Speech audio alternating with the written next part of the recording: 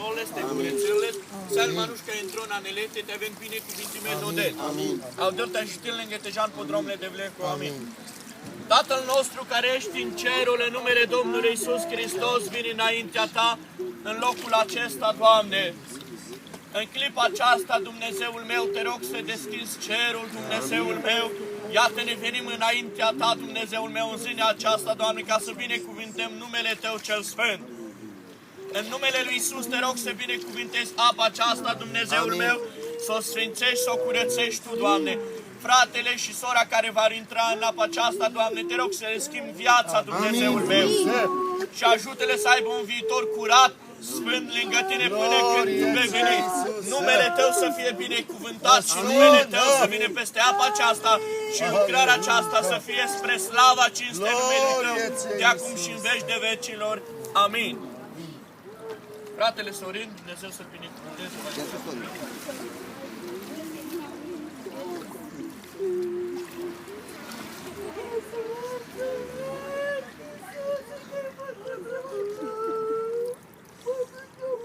Frate Sorin, te întreb înaintea ceruri, ca este Dumnezeu Tatăl, Fiul și Duhul Sfânt și înaintea îngerilor, miliarde de îngeri care ne privesc în clipa aceasta, martori nevăzuți și martori văzuți care sunt Biserica lui Iisus Hristos, care El și-a răscumpărat-o prin sângele Lui.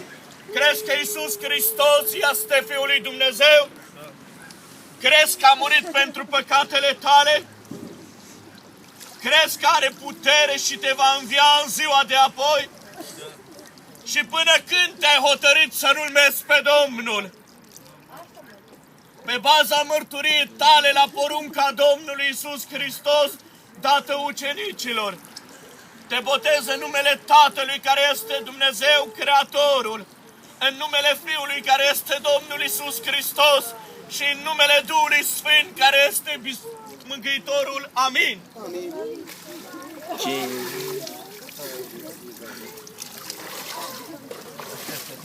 Cine a crezut s-a botezat, cine a crezut s-a botezat. Aleluia, aleluia, aleluia.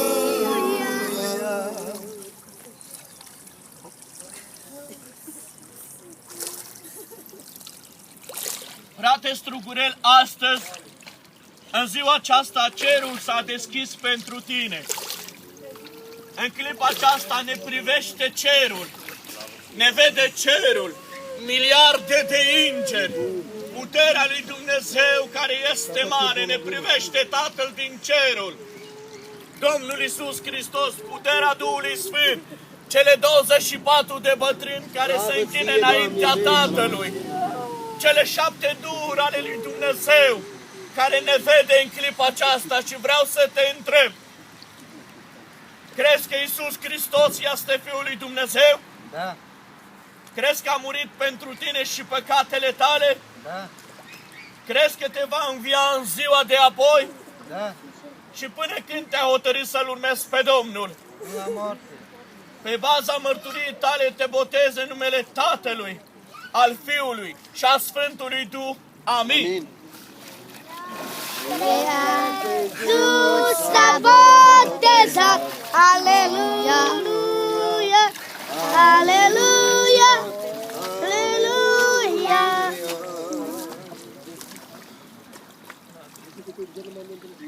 Ce ne facem?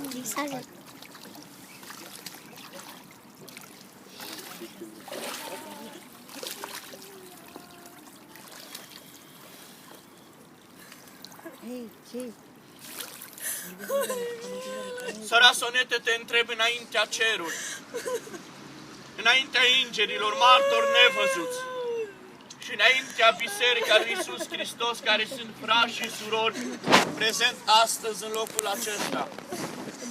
Crezi că Iisus Hristos este Fiul lui Dumnezeu? Da. Crezi că a murit pentru păcatele tale? Da, Iisuse, cred în Tine, Doamne. Cred că te va învia în ziua de apoi? Da, Iisuse. Și până când te-a hotărât să-L urmezi pe Domnul? Toată viața mea vreau să urmez pe Iisus. pe baza mărturiei tale te botez în numele Tatălui, al Fiului și al Sfântului Duh. Amin. S-a botezat. Aleluia! Aleluia! Aleluia!